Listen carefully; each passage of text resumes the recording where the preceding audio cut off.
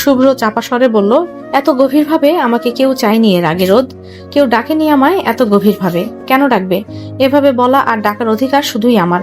আমায় ছেড়ে কখনো চলে যেও না রোদ, তাহলে শুভ্রতায় দাগ লেগে যাবে, বিষাদের দাগ। এই দাগ আর মোছা যাবে না, হারিয়ে যাবে শুভ্রতা। দুজন দুজনকে শক্ত করে আলিঙ্গনে জড়িয়ে নিল, যেন এই আলিঙ্গন ছাড়ানোর সাধ্য এই ভুবনে কারণ নেই। পরদিন সন্ধ্যাবেলা দরজায় একাধারে কলিং বেল বেজে চলেছে। আয়শা খান ছুটে এসে দরজা খুলতে ভীষণ অবাক হলেন। বিস্মিত সুরে বললেন, তুই? হ্যাঁ আমি। ভেতরে ঢুকতে দেবে নাকি বাইরেই দাঁড় করিয়ে রাখবে? আয় ভেতরে আয়। রোদেলা গটগট করে চলে গেল ভেতরে। এরপর সিঁড়ি বেয়ে ওপরে উঠতে লাগলো। তখন তার মা আয়শা খান বললেন, হুট করে এলি? আগে তো একবার বললিও না যে আজ আসবি। আর মুখটা এমন ভার করে রেখেছিস কেন? কিছু হয়েছে? হয়েছে তো। আমি তোমাদের পর হয়েছি, তাই তো বিয়ের পর থেকে তেমন খোঁজই নাও না আমার। একবার দেখতেও যাওনি, বারবার আমিই আসি, বিয়ে দিয়ে আমাকে পর করে দিয়েছ। আয়শা খান হেসে ফেললেন মেয়ের অভিমানী কথা শুনে। তারপর আদুরে কণ্ঠে বললেন, পাগলি মেয়ে আমার, তোর আব্বু তো 2 দিন আগেই গেল তোকে দেখে আসতে। আমার সাথেও তো তোর প্রায় কথা হয় ফোনে। তুই নিশ্চয় অন্য কোনো কারণে রেগে আছিস। আমি আবার কেন রাখবো? আমার কি রাগ করার কোনো অধিকার আছে নাকি? না, এই মেয়েকে নিয়ে আমি আর পারলাম না। শুভ্র কোথায়? ও আসেনি? আর তুই থাকবি না চলে যাবি আজই? কেন, আমি থাকলে কি তোমার কোনো সমস্যা হবে? হলে হোক, আমি এখন থেকে এখানেই থাকবো। আর শুভ্র তালুকদারের কথা আমি বলতে পারবো না, তার কাছ থেকে জেনে নিও। এ আবার কোন ধরনের কথা? ঝগড়া বাঁধিয়েছিস নাকি আবার? হ্যাঁ, আমি তো খুব ঝগড়ুটে, তাই না? সারাক্ষণ শুধু ঝগড়াই করি। এটা বলে রোদেলা রাগে দোতলায় চলে গেল নিজের রুমে। আয়শা খান চিন্তায় পড়ে গেলেন মেয়ের জন্য। তখনই সেখানে উপস্থিত হলো শুভ্র, তার হাতে ছোট্ট একটা লাগেজ। এসে আয়শা খানকে সালাম করলেন। তারপর দুজন সোফায় বসে কথা বলতে লাগলেন। আচ্ছা শুভ্র, তোমাদের কি ঝগড়া হয়েছে? মানে রোদেলা কিছু করেছে যাতে তুমি ওকে কোনোভাবে বকেছো? না মা, তেমন কিছুই হয়নি। আসলে আপনার মেয়ে আমার উপর রেগে আছে। কেন? আমার সেমিনারের কাজে 2 দিনের জন্য দেশের বাইরে যেতে হবে। রোদ বায়না ধরেছিল সেও যাবে, কিন্তু ওখানে গেলে আমি অনেক ব্যস্ত থাকবো, ওর ঠিকঠাক খেয়াল রাখতে পারবো না। সেসব ওকে বুঝিয়ে বলেছি, তাও জেদ ধরে রাগ করে আছে আমার ওপর। মা, আপনি একটু ওকে বোঝান না। 2 দিনেরই তো ব্যাপার, আমি তো এসেই যাব। পরে কোনো এক সময় না হয় আরো অনেক দিনের জন্য কোথাও গেলে ওকে নিয়ে যাব। প্লিজ মা, রোদকে একটু বুঝিয়ে বলবেন। কি যে বলবো, আমার মেয়েটার জেদ আছে বলতে হবে। আচ্ছা তুমি চিন্তা করো না, আমি ওকে ঠিক সামলে নেব। ভালো করেছো ওকে এখানে নিয়ে এসে। তুমি বসো, আমি নাস্তার ব্যবস্থা করি। না মা, আমার এখনই যেতে হবে। আজ রাতে ফ্লাইট, হুট করেই যেতে হচ্ছে। রোদকে বুঝিয়ে বলেছি অনেকবার, এখনো এমনিতেই রেগে আছে, তাই আর ওকে ডিস্টার্ব করতে চাই না এখন। থাকুক একটু নিজের মতো। আমি আসি এখন, দোয়া করবেন মা। আয়শা খান শুভ্রর মাথায় হাত বুলিয়ে আদর করে বিদায় জানালেন। শুভ্র বেরিয়ে যাওয়ার আগে একবার পিছু ফিরে তাকালো দোতলায় রোদের রুমের দিকে। তারপর দীর্ঘশ্বাস ফেলে বেরিয়ে গেল। আজ মেয়েটির 21তম জন্মদিন। মেয়েটি খুবই চঞ্চল, তবে তার মনটা অসম্ভব কোমল আর উদার। আজ সে সিদ্ধান্ত নিয়েছিল নিজের জন্মদিনের আনন্দটা শুধু নিজের মধ্যে না রেখে ভাগ করে নেবে কিছু অপরিচিত মানুষের সঙ্গে। তাই সকাল সকাল বাবার হাত ধরে বেরিয়েছে। গন্তব্য নগরীর এক শান্ত সবুজে ঘেরা পার্ক। তার হাতে ছোট্ট একটা গোলাপি ঝুড়ি, তাতে রঙিন মোড়কে মোড়া চকলেট, ব্যাজ আর কিছু কার্ড। কার্ডে লেখা ছিল, আজ আমার জন্মদিন। জন্মদিন উপলক্ষে তোমার মুখের হাসিটাই আমার জন্য সবচেয়ে বড় উপহার। সে পার্কে ঢুকেই ব্যস্ত হয়ে পড়ে। এক একটা বাচ্চার দিকে এগিয়ে যায় আর হেসে বলে, আজ আমার জন্মদিন, সবাই আমাকে উইশ করো। বাচ্চাগুলো খুব আগ্রহ নিয়ে তাকে উইশ করতে সে এগিয়ে দেয় কতগুলো চকলেট। চকলেট নেওয়ার পর বাচ্চাদের খিলখিল হাসিতে চারপাশ ভরে ওঠে। মেয়েটির বাবা দূর থেকে মেয়েকে দেখে মুগ্ধ হন। তিনি জানেন এই মেয়ের ভেতর একরাশ আলো আছে, যা সে নিজের অজান্তে অন্যের মাঝে ছড়িয়ে দেয়। মেয়েটি হাসি মুখে পার্কের বড় ছোট সবাইকে অনেকগুলো চকলেট আর কার্ড দেয়। হঠাৎ সে দেখে পার্কের এক কোণে একদম নির্জনে একটা বড় গাছের নিচে বেঞ্চিতে শুয়ে আছে একটি লোক। তার পরনে সাদা শার্ট, কালো ফর্মাল প্যান্ট, ঢিলে টাই, এলোমেলো চুল। একদম অফিসিয়াল লুকে আছে, কিন্তু বিধ্বস্ত লাগছে দেখতে। চোখের ওপরে এক হাত দিয়ে রেখেছে, অন্য হাত পেটের ওপরে রাখা। পাশে তার কালো স্যুট ঝুলছে নিস্তেজ হয়ে। মেয়েটি তাকিয়ে রইল কিছুক্ষণ সেই নিঃসঙ্গ লোকটির দিকে। লোকটির মুখ দেখতে চেষ্টা করছে সে, কিন্তু হাতের আড়াল থাকায় কিছুতেই দেখতে পাচ্ছে না।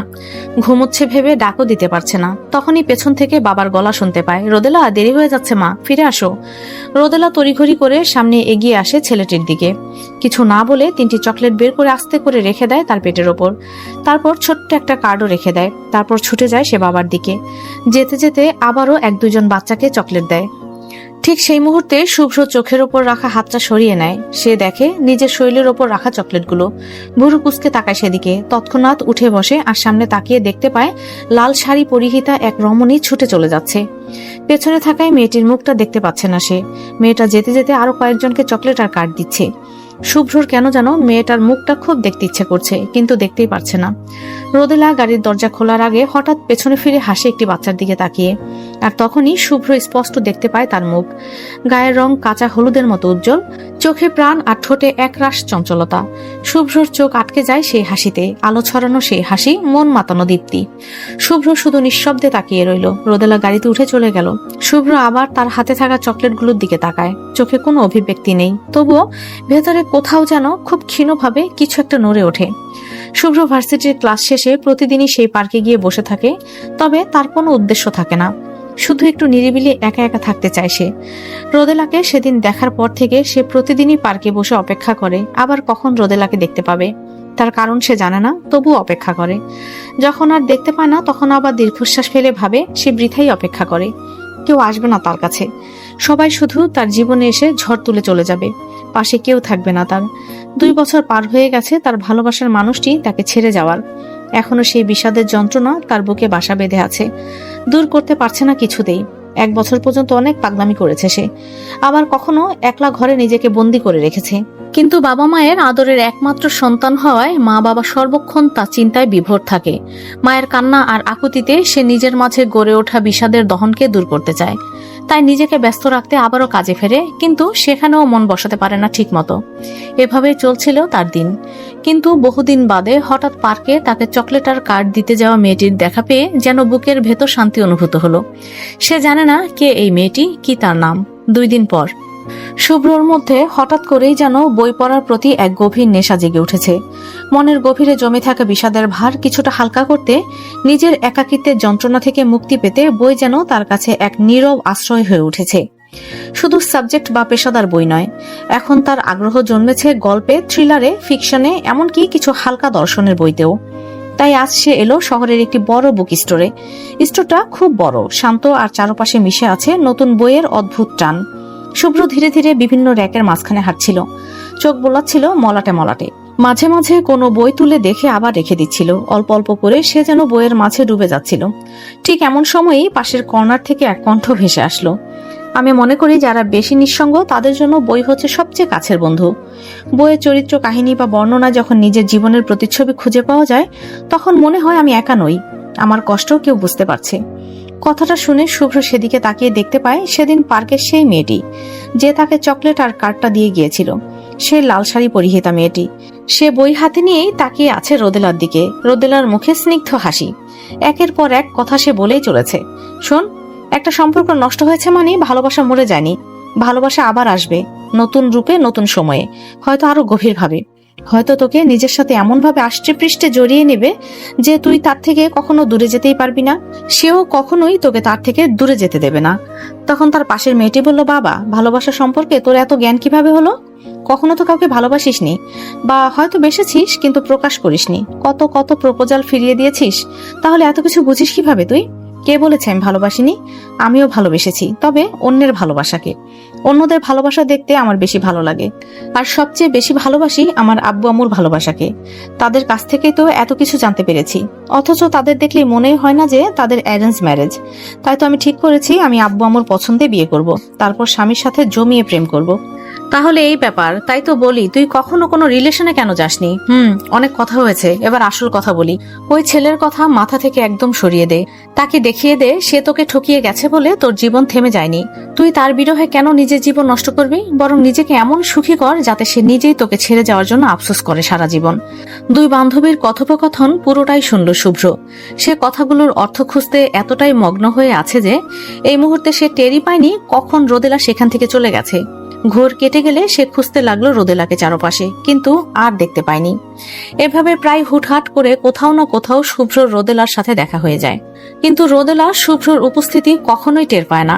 শুভ্র দূর থেকে দেখে যায় তাকে, আর শুনে যায় তার সব বকবকানি, তার চঞ্চলতার ছলে বলা অতি অনুপ্রেরণামূলক কথাগুলো। শুভ্রর মাঝে মাঝেই মনে হয় মেয়েটা হয়তো ইচ্ছে করেই বারবার তার আশেপাশে ঘুরে বেড়ায়, তাকে তার যন্ত্রণার আধার থেকে বের করে নতুন আশার আলোতে ফিরিয়ে আনতে। আনমনে হেসে ওঠে সে কখনো কখনো মেয়েটির কথা শুনে, কিন্তু কখনো তার সামনে যাওয়া হয় না। এমনকি মেয়েটির নামও সে জানে না এখনো। কয়েক মাস পর শুভ্র এখন আগের চেয়ে অনেকটাই স্বাভাবিক। নিজেকে নিয়ে ভাবতে শুরু করেছে সে আবার। নিজেকে কাজের মধ্যে ব্যস্ত রাখে, কাজ শেষে বাবা মাকে সময় দেয়। এভাবে দিন কাটছে তার। তবে চাপা স্বভাবটা এখনো পুরোপুরি যায়নি। আজ জাতীয় গণিত অলিম্পিয়াডের final round. Poster, banner, camera, media দিয়ে সব জমজমাট।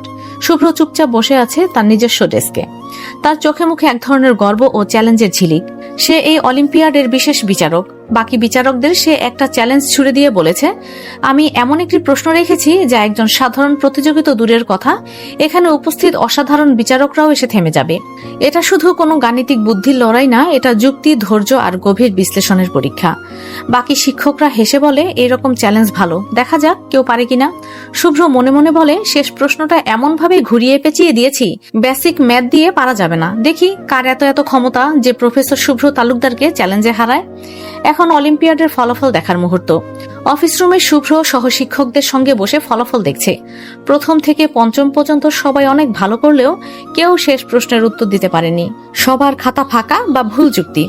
কিন্তু যখন তার পাশের শিক্ষক একটা খাতা তার দিকে এগিয়ে দিল, সেই খাতাটা দেখার পর চমকে যায়। নাম মেহরাব খান রোদেলা। শুভ্রর চোখ আটকে যায়। সেই খাতায় স্পষ্টভাবে লেখা আছে শেষ প্রশ্নের সঠিক উত্তর। ভেঙে ভেঙে পুরো ব্যাখ্যাটাই দেওয়া আছে সেই খাতায়।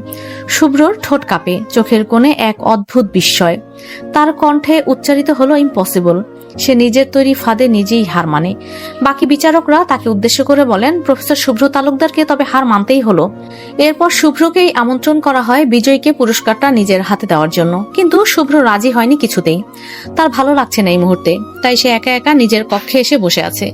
কিন্তু যখন মাইকে শুনতে পেল পুরস্কার বিতরণী ও সম্মাননার অনুষ্ঠান শুরু হতে যাচ্ছে, তখন তার মনটা আনচান করতে লাগলো সেই সেরা প্রতিযোগীকে দেখার জন্য একবার। তাই সে চলে যায় সেখানে, আড়াল থেকে দেখতে থাকে সব। রোদেলা স্টেজে উঠে হাসি মুখে পুরস্কার নেয়। সমস্ত ফ্ল্যাশ জ্বলে উঠেছে, ক্যামেরা ক্লিক করছে। শুভ্র এক কোণে দাঁড়িয়ে চুপচাপ দেখছে মেয়েটাকে। সে প্রথমবার স্পষ্টভাবে রোদেলাকে দেখছে। দেখা মাত্রই মনে মনে বলে উঠল, রোদেলা এই সেই মেয়ে যার সাথে পার্কে, বুক স্টোরে আরো অনেক অনেক জায়গায় দেখা হয়েছিল। যে মেয়ে অজান্তেই আমাকে নতুন করে সবকিছু শুরু করার অনুপ্রেরণা দিয়ে গেছে সব সময়, আর আজ হারিয়ে দিয়েও এক আশ্চর্য মুগ্ধতা দিয়ে গেল আমাকে। তো এই পর্বটি এখানেই শেষ করলাম। যদি গল্পটি আপনাদের কাছে ভালো লাগে তাহলে লাইক, কমেন্ট করে জানিয়ে দিন। ধন্যবাদ সবাইকে।